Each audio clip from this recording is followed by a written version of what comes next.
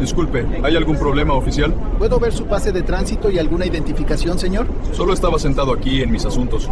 ¿De qué se trata esto? Solo una revisión de rutina. Usted coincide con una descripción. Tengo mi pase de tránsito aquí mismo. ¿Por qué me están señalando a mí? Estamos buscando... Señor, tiene que venir conmigo. Ahora mismo. La voz atraviso el ruido ambiental del vagón del metro. Tan fuerte que los pasajeros, a 6 metros de distancia, levantaron la vista de sus teléfonos. La mujer sentada al otro lado del pasillo vio a un agente de tránsito, de pie junto a un hombre con camisa y pantalones de vestir, que sostenía una bandolera de cuero. Lo siento, ¿cuál es el problema? Dije que necesitas venir conmigo. ¿Por qué? Tengo una tarjeta Metrocard válida. No he hecho nada. No hagas esto más difícil de lo que tiene que ser. Lo que el oficial de tránsito Derek Paulson no sabía. Lo que no podía prever mientras estaba en ese vagón del metro de la línea verde en dirección a Boston Common. Era que esta confrontación pondría fin a su carrera, lo costaría a la autoridad de transporte de la Bahía de Massachusetts 3. $9 million y expondría un departamento que había ignorado 14 casos en su contra en 9 años. El oficial Derek Paulson levaba 13 años en la policía de tránsito de la MBTA. Y en esos 13 años había acumulado un historial que debería haber suscitado preocupación inmediata. 14 casos. 14. Casos que abarcaban desde discriminación racial hasta acoso, desde registros ilegales hasta falsificación de informes de incidents. Sus supervisors habían señalado en las evaluaciones de desempeño que era diligente en la aplicación de tarifas, y proactivo en la identificación de comportamientos sospechosos, un código burocrático que se traduce en una sola realidad. Paulson perfilaba a los pasajeros según su raza, y convertía las interacciones rutinarias en confrontaciones. Un hombre negro de unos 40 y tantos años, el Dr. Marcus Isaiah Thornton, viajaba en metro de regreso a casa después del trabajo cuando el agente Paulson se lo cercó. No se trataba de ningún delito, ninguna infracción, ningún comportamiento sospechoso. Solo era un ingeniero aeroespacial de alto nivel que viajaba al trabajo en martes por la noche. Antes de continuar, ¿desde dónde nos ves? Si es tu primera vez aquí, suscribid. Historias como estas necesitan ser compartidas. Y tu apoyo nos ayuda a revelar más verdades. La línea verde atraviesa el corazón de Boston, conectando Lechmere con Boston College, a través de un laberinto de túneles subterráneos y vías de superficie. Un martes por la noche de marzo, los vagones están llenos de profesionales que regresan a casa, estudiantes que van a cenar y turistas que regresan a sus hotels en Back Bay. Las luces fluorescentes parpadean ocasionalmente. El air huele a metal, a solución de limpieza y la suave colonia de demasiada gente en un espacio cerrado. Anuncios de buffets de abogados y campamentos de programación cubren las paredes sobre las ventanas. Eran las 6:23 p.m. de un martes de marzo. El típico trayecto agitado en hora punta, donde la gente viaja hombro con hombro, sujetando posts y cinturones de seguridad, donde las conversaciones se mezclan con el ruido blanco, donde no suele ocurrir nada dramático. El Dr. Marcus Isaiah Thornton tenía 38 años y era ingeniero aeroespacial senior del laboratorio Draper, una de las instituciones de investigación más prestigiosas del país. Se graduó del MIT con una licenciatura en ciencias en aeronáutica y astronáutica, y posteriormente obtuvo su maestría y doctorado en Stanford, donde su tesis sobre sistemas de navegación autónomos para naves espaciales le valió el premio William F. Ballhaus la excelencia en ingeniería aeroespacial. Esto le siguieron 14 años de trabajo profesional. 3 años en el laboratorio de propulsión a chorro de la NASA, trabajando en la navegación de rovers en Marte. 4 años en Boeing, en sistemas de guía satelital. Y 7 años en Draper, liderando un equipo que desarrollaba unidades de medición inercial para naves espaciales de nueva generación. Sus colegas lo describían como meticuloso y visionario. algo incapaz de encontrar soluciones a problemas de navegación que desconcertaban a equipos enteros. Había publicado 20 artículos revisados por pares en revistas como Journal y IEEE Transactions on Aerospace. Poseía once patents relacionados con sistemas de guía. Tan solo 6 meses antes, había sido incluido en la lista de innovadores menores de 40 de MIT Technology Review por su trabajo en sensores cuánticos para la navegación espacial. Su equipo en Draper estaba desarrollando tecnología que guiaría misiones al sistema solar exterior. El Dr. Thornton vivía en Cambridge, en un piso cerca de Central Square que había comprado hacía 8 años. Ese martes, regresaba de una reunión en la sede de Draper en Cambridge con su maleta de mensajero, que contenía su portátil, documentación del proyecto clasificada como de acceso seguro a las instalaciones y un ejemplo de tapa dura de un manual técnico sobre mecánica orbital. Vestía como siempre para ir trabajar. Pantalones azul marino, camisa azul claro, zapatos marrones de cuero y sin corbata, y que su funcionaria técnica y no detención al cliente. Había tomado un café en la cafetería de Draper a las 17:45. Había caminado hasta la estación de Kendall Square. Había usado su tarjeta Charlie Card mensual y había subido a la línea verde para el viaje de 20 minutos a casa. El trayecto era rutinario, familiar, algo que había hecho miles de veces a lo largo de 7 años. El oficial Derek Paulson, de 43 años, había estado asignado a la patrulla de la línea verde durante los últimos 6 años. Antes de eso, trabajó en el control de tarifas de la línea roja, donde acumuló su primer conjunto de quejas. Sus supervisors lo describen en las evaluaciones anuales como comprometido con el mantenimiento del orden.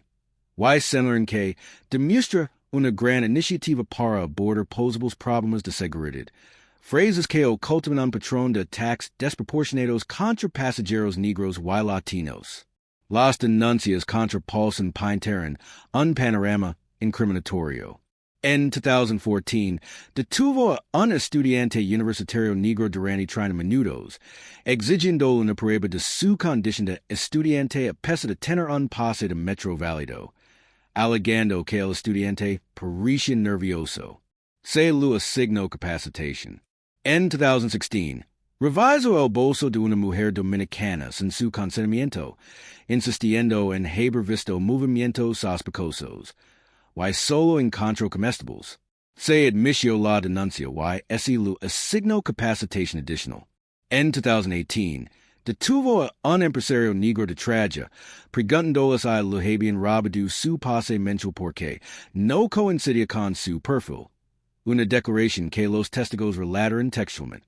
Reprimenda formal y capacitación de sensibilidad. Luego vinieron los años de 2019 a 2022, años en los que este patrón se aceleró. Un adolescente negro fue expulsado por evasión de tarifa, a pesar de que un video mostraba que había pasado su tarjeta. Un anciano haitiano fue interrogado durante 10 minutos sobre su estatus migratorio en un andén del metro. Una enfermera negra con uniforme médico fue acusada de usar una Charlie Card fraudulenta a pesar de tener un pase de transporte emitido por su empleador. Una familia mestiza fue separada y interrogada porque Paulson afirmó que los pases de SUSIOs parecían sospechosos. El patrón era claro. La documentación era extensa. Los supervisors notaron inquietudes en las revisiones trimestrales, y escribieron que Paulson es beneficiaria de una capacitación continua en competencia cultural y debería enfocarse en técnicas de desescalada.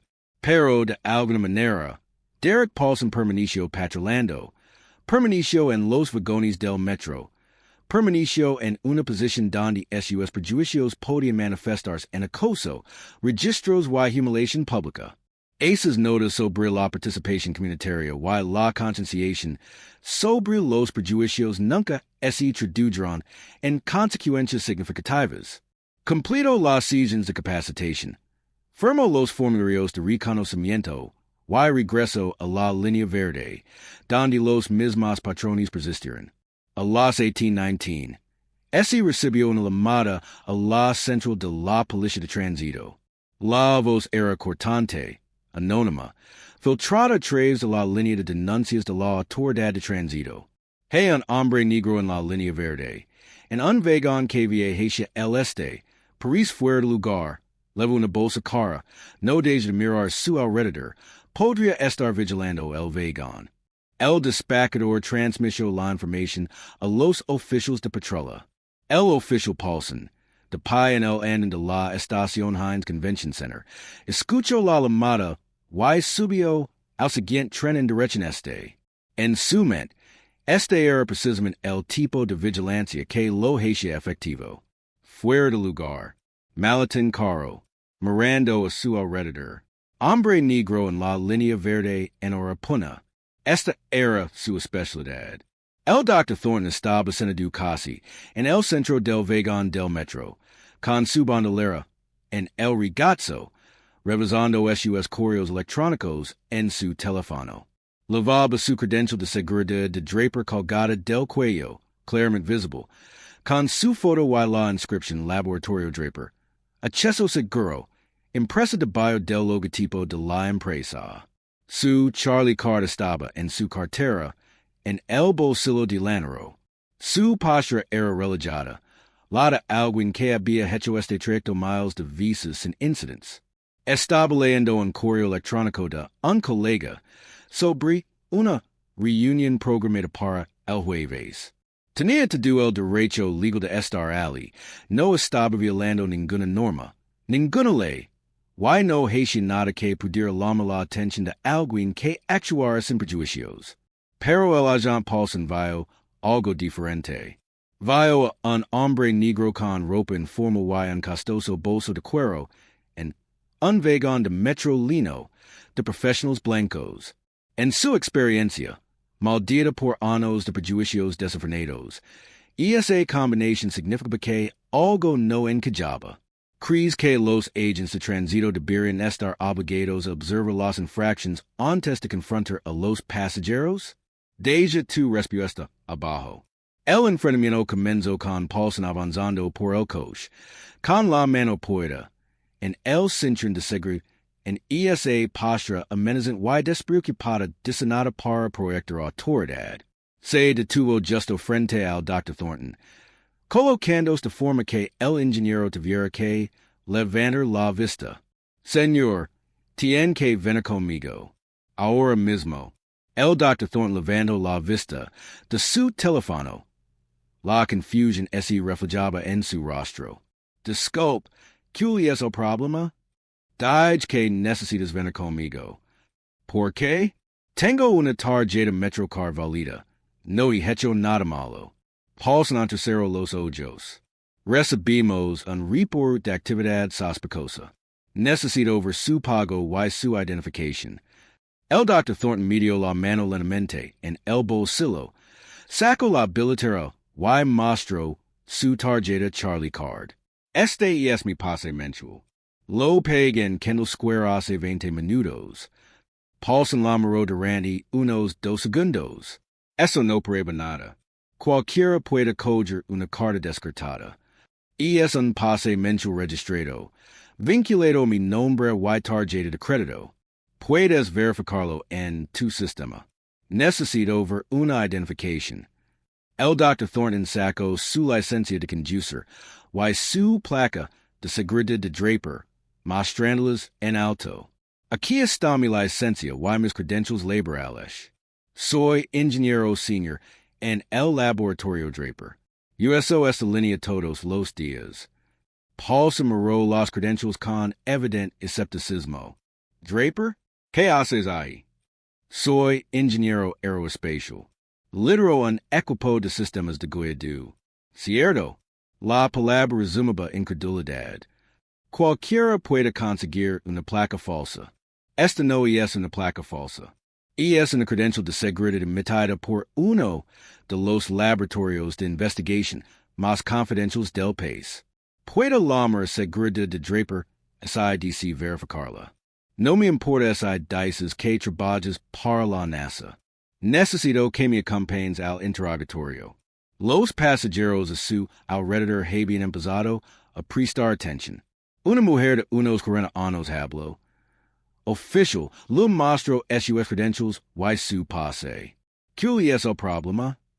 Paulson la ignoró. La voz del Dr. Thornton se mantuvo tranquila pero firme. Official Paulson, dijo, leyendo la placa con su nombre. Lui mostrado mi tarjeta Charlie Card mensual valida, mi licencia de conducir y mis credentials laborales.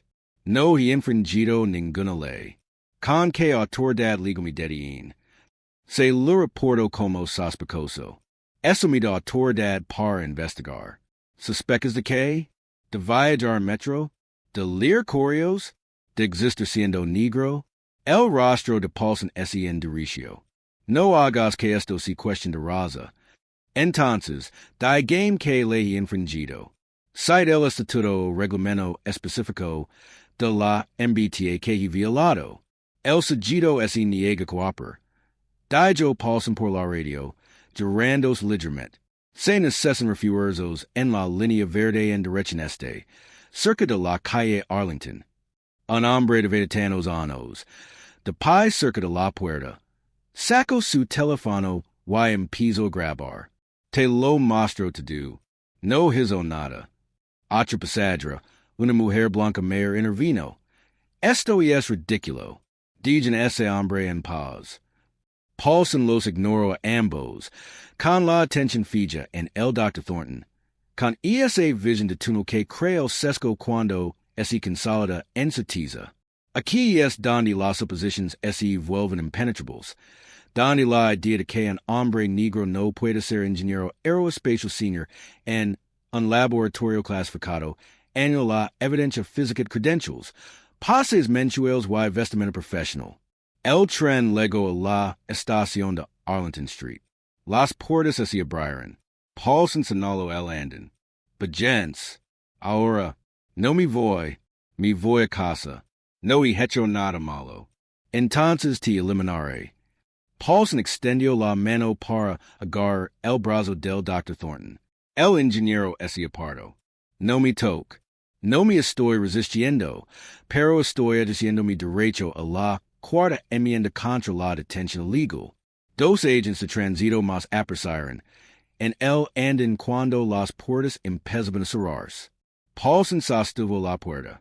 Sujeto que se negó a obedecer órdenes legales, alegando tener credentials de ingeniero, necesita ayuda.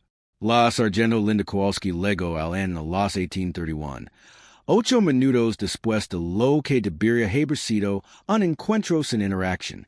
Kowalski era una veterana de 20 años en la policía de tránsito, supervisor patrulha que había supervisado a Derek Paulson durante 4 años y había aprobado personalmente 3 de sus entrenamientos. Él evaluó la escena de inmediato, un hombre negro bien vestido, sentado tranquilamente en un asiento del metro, con credentials en la mano, rodeado de oficiales, con al menos 4 pasajeros grabando con sus teléfonos, y 2 más defendiéndolo verbalmente. Paulson, ¿qué pasa?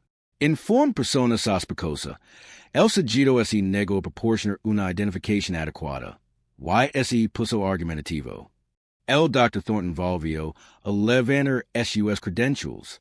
Sargento, soy el Dr. Marcus Thornton, ingeniero aeroespacial senior del laboratorio Draper. Le mostro al oficial Paulson mi tarjeta Charlie Card mensual valida, mi licencia de conducir, y mi credential de seguridad. Lo expliqué que había casa del trabajo, lo cual hago todos los días. Dijo que mis credentials eran falsas, y me exigió que bajar del tren. Kowalski tomó las credentials, las examinó con atención. Sacó su teléfono, y pasó 90 segundos buscando algo. Su expresión pasó de una evaluación neutral a una furia apenas disimulada. Camino de regreso hacia Paulson, en voz baja pero audible para los pasajeros cercanos. Dice la verdad. El Dr. Thornton figura en el directorio público de Draper como miembro del personal técnico superior. Sus credentials son legitimas. Su pase mental este registrado, y es válido. Se volvió hacia el Dr. Thornton. Dr. Thornton, lupido disculpas por este incident. Puede continuar su viaje. Luego se volvió hacia Paulson. Placa y arma. Baja administrativa. Con efecto inmediato. El rostro de Paulson palideció. Que estaba respondiendo a un report de persona sospechosa. Detuvo a un pasajero con boleto válido y credentials legítimas durante 8 minutos sin fundamento. Placa y arma. Ahora, el Dr. Thornton permaneció senado un momento más, observando a Paulson entregar su placa y arma de servicio con manos temblorosas. Los pasajeros que habían grabado el incidente seguían grabando. La mujer que había hablado primero lo cercó mientras se ponía de pie. Siendo mucho lo que pasó. Lo grave to do en video. El Dr. Thornton le dio las gracias en voz baja, aceptó su información de contacto, y regresó al vagón del metro. Tenía las manos firmes. Su expresión controlada. Pero la IRA, el agotamiento, la humiliación de ser tratado como un criminal frente a docenas de desconocidos mientras regresaba a casa del trabajo diseñando sistemas de navegación para naves espaciales. Eso tardaría más en procesarse. La historia se estaba difundiendo. Deberían los agentes de transporte público ser despedidos automáticamente tras discriminar racialmente a pasajeros en pruebas de infracciones? Deja tu respuesta. En 3 horas, los videos se habían difundido por las redes sociales. Las imágenes de la mujer mostraban todo el enfrentamiento. El Dr. Thornton presentando credentials, Paulson lamándolas falsas, varios pasajeros defendiéndolo, Paulson pidiendo refuerzos. El video del joven capturó la legada del supervisor, y su inmediato reconocimiento del error. Un tercer video, grabado por alguien que filmaba desde la ventana del andén, mostraba la creciente multa de testigos y el rostro de Paulson al ser relevado de su cargo. Los titulares aparecieron en cuestión de horas. Policía de tránsito acosa a ingeniero aeroespacial negro en el metro de Boston. Doctors del MIT y Stanford detenidos en la línea verde a pesar de tener pase y credentials válidos. Oficial de la MBTA califica de falsa la placa del laboratorio Draper y humilla a un ingeniero. Científico negro perfilado en el metro. El agente tenía 14 denuncias previas. La Unión Estudiantil por las Libertades Civiles de Massachusetts emitió un comunicado en 12 horas. La Sociedad Nacional de Ingenieros Negros hizo lo mismo un día después. La Asociación de Antiguos Alumnos Negros del MIT exigió una investigación exhaustiva. El laboratorio Draper emitió un comunicado en el que afirmaba el cargo y la experiencia del Dr. Thornton, señalando que trabajaba en proyectos clasificados de seguridad nacional que requieren las más altas autorizaciones de seguridad.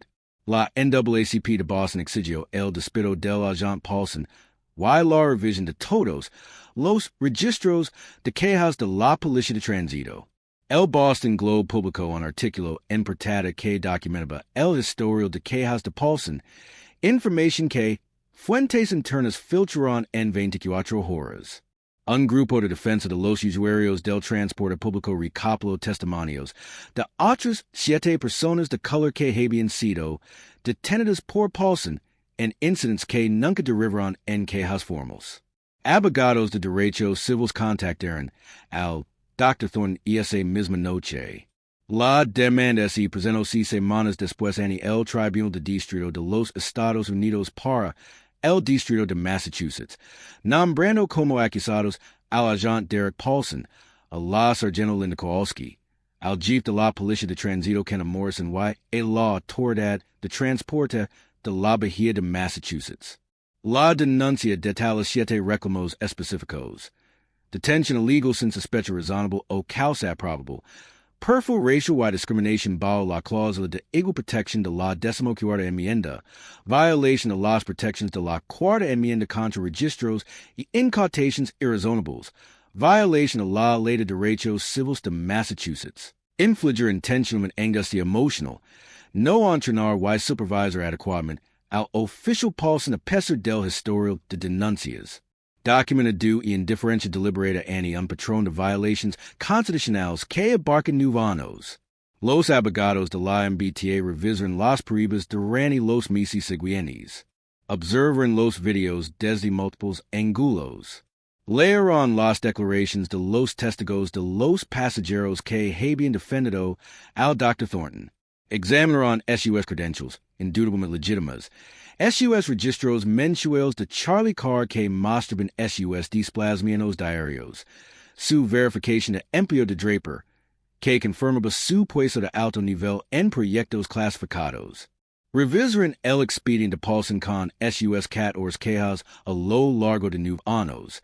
Su patrón de discriminación racial y la documentación de capacitaciones repetidas que nunca cambiaron su comportamiento. Su conclusión fue inevitable. Indefendible. La Autoridad de Transporte de la Bahía de Massachusetts, MBTA, legó un acuerdo en unos meses.